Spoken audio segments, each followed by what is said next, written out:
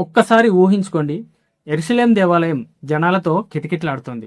వేలాది మంది యాత్రికులు దేవునికి బలి అర్పించడానికి దూర ప్రాంతాల నుండి వచ్చారు. కానీ దేవాలయం లోపల ఒక విచిత్రమైన పరిస్థితి ఉంది. ప్రార్థనల కంటే కూడా వ్యాపారాల శబ్దం ఎక్కువగా వినిపిస్తుంది. పావురాలు అమ్ముతున్న వ్యాపారులు, డబ్బును మార్చేవారు, అధిక ధరలకు బలి పశువులు విక్రయిస్తున్న దుకాణాలు. ఇది దేవుని మందిరమా లేక ఒక పెద్ద మార్కెటా?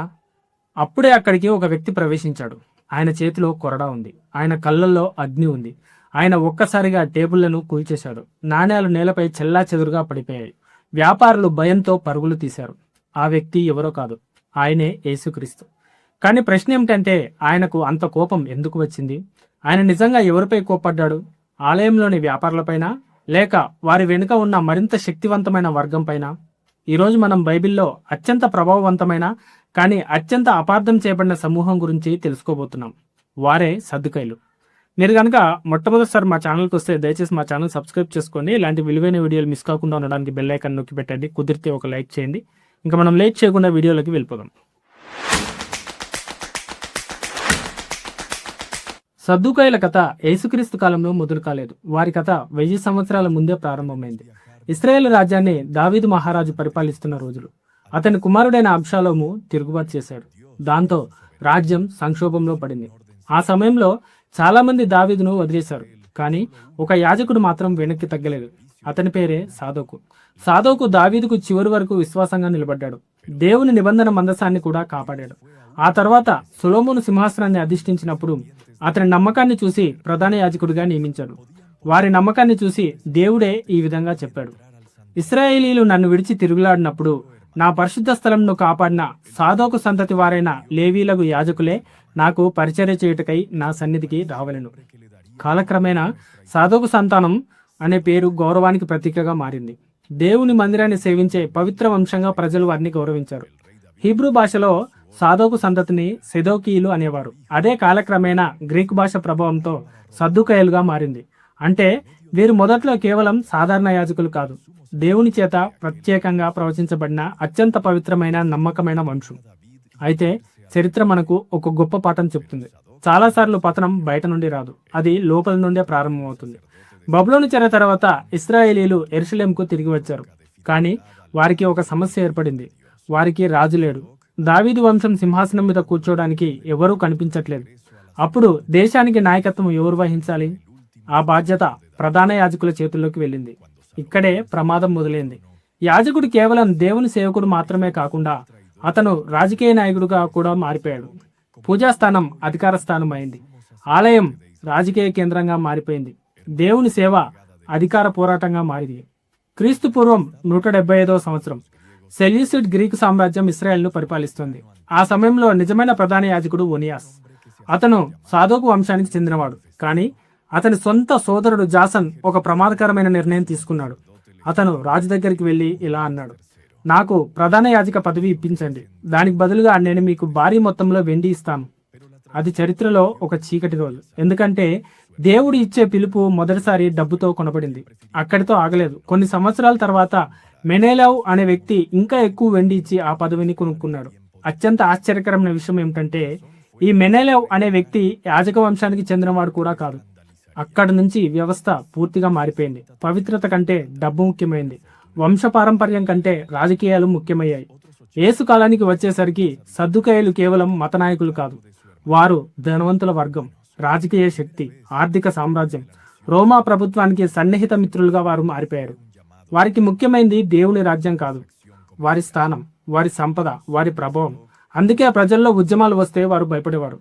కొత్త ప్రవక్తలు వస్తే అనుమానించేవారు. ఎందుకంటే ప్రజలు ఒకవేళ మేల్కొంటే వారి అధికారం ప్రమాదంలో పడుతుంది. సద్దుకాయల విశ్వాసాల్లో ఒక విచిత్రమైన విషయం ఉంది. వారు పునరుత్థానాన్ని అస్సలు నమ్మరు. మరణం తర్వాత జీవితం లేదని భావించేవారు. దేవదూతలు కూడా లేరని చెప్పేవారు. ఆత్మల ఉనికిని తిరస్కరించేవారు. దేవుడు ప్రతిరోజు మన జీవితాల్లో జోక్యం చేసుకుంటాడని కూడా వారు పూర్తిగా అస్సలు నమ్మరు. వారి దృష్టిలో మతం అంటే ఒక వ్యవస్థ, ఒక సంస్థ, ఒక సాంప్రదాయం, కానీ జీవమున్న విశ్వాసం కాదు. అందుకే యేసుక్రీస్తు ప్రకటించిన రాజ్యం వారికి అర్థం కాలేదు. యేసుక్రీస్తు ప్రజలకు ఒక కొత్త సందేశం చెప్పాడు: పరలోక రాజ్యం సమీపించింది. ఈ మాటలు ప్రజల్లో ఆశ నింపాయి. కానీ సద్దుకాయల గుండెల్లో మాత్రం భయాన్ని నింపాయి. ఎందుకంటే ప్రజలు దేవుని వైపు తిరిగితే వారి వ్యాపారం కూలిపోతుంది. అందుకే వారు యేసుక్రీస్తును గమనించడం ప్రారంభించారు. ఆయన చేసే ప్రతి ఒక్క అద్భుతం వారికి ప్రమాద సంకేతంలా కనిపించింది. ఆయనకు పెరుగుతున్న ప్రజాదరణ వారిని కలవరపరిచింది. సద్దుకాయలు ముఖ్యంగా ఆలయం దగ్గర ఉండి డబ్బులు దోచుకునేవారు. దేవాలయానికి వచ్చే యాత్రికులు బలి ఇవ్వడానికి ఏదైనా ఒక పశువును తెస్తే దాన్ని తిరస్కరించేవారు. ఇది సరిపోదు, ఇది లోపభూయిష్టంగా ఉంది, ఇది అంగీకరించబడదు, ఇలా రకరకాల కారణాలు చెప్తూ తిరస్కరించేవారు. అప్పుడు దేవాలయానికి వచ్చిన యాత్రికులకు ఒకటే మార్గం చూపించబడేది. యెరూషలేము దేవాలయానికి చెందిన దుకాణాల దగ్గర మాత్రమే జంతువును కొనుక్కోవాలి. అది కూడా వాళ్ళు చెప్పిన రేటుకు చాలా అధిక ధరకు కొనుక్కోవాలి. అదేవిధంగా డబ్బు మార్చే వ్యవస్థ కూడా ఉండేది. యెరూషలేము దేవాలయానికి పన్ను చెల్లించాలంటే రోమా ప్రభుత్వపు నాణ్యాలు పనిచేయవు.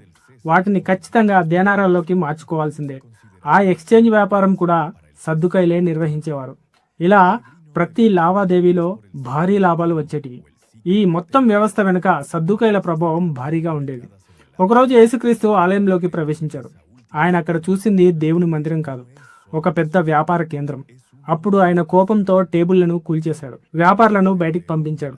నా మందిరము సమస్త జనులకు ప్రార్థనా మందిరం అనబడును అని వ్రాయబడి ఉన్నది, అయితే మీరు దాన్ని దొంగల గుహగా చేస్తిరి అని అన్నాడు. ఆ క్షణం నుండి సద్దుకాయలు ఒక నిర్ణయం తీసుకున్నారు. యేసుక్రీస్తు బతికి ఉండకూడదు. ఎందుకంటే ఆయన వారి ఆదాయానికి ప్రమాదం, వారి అధికారానికి ప్రమాదం, వారి భవిష్యత్తుకు కూడా చాలా ప్రమాదం. ఆ తర్వాత జరిగిన ప్రతి ఒక్క సమావేశం, ప్రతి చర్చ ఒకే లక్ష్యంతో జరిగింది. యేసుక్రీస్తుని ఎలాగైనా చంపేయాలి. చివరకు వారు కైఫా నేతృత్వంలో కుట్రను పన్నారు. ఆయనను అరెస్టు చేశారు, తప్పుడు సాక్ష్యాలు సేకరించారు, పిలాతు ముందు నిలబెట్టారు. చివరగా వారు అనుకున్న విధంగా యేసుక్రీస్తును శిలువపై చంపేశారు. వారు అనుకున్నారు ఇప్పుడు సమస్య ముగిసిపోయింది అని. కానీ అసలు కథ అప్పుడే మొదలైంది. యేసుక్రీస్తు మరణించాడు, కానీ 3వ రోజు తిరిగి లేచాడు. అదే పునరుత్థానం. సద్దుకాయలు జీవితాంతం తిరస్కరించిన పునరుత్థానం ఇప్పుడు ప్రపంచమంతా వినబడుతోంది.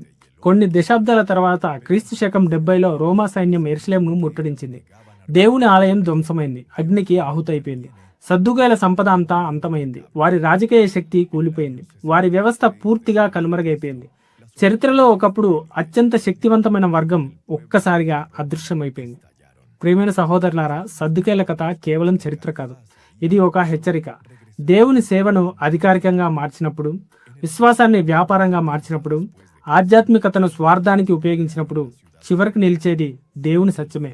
సద్దుకాయలు పునరుత్థానాన్ని నమ్మలేదు, కానీ వారు ఎదుర్కొన్న గొప్ప వ్యంగ్యం ఏమిటంటే పునరుత్థానాన్ని తిరస్కరించిన వారి వ్యవస్థే చరిత్రలో తిరిగి లేచే అవకాశం లేకుండా కనుమరుగైపోయింది. అయితే యేసుక్రీస్తు ప్రకటించిన సత్యం మాత్రం ఈ రోజు కూడా జీవిస్తుంది.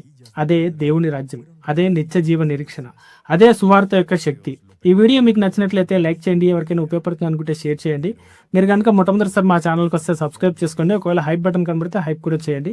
మరొక మంచి వీడియోతో మళ్ళీ కలుద్దాం.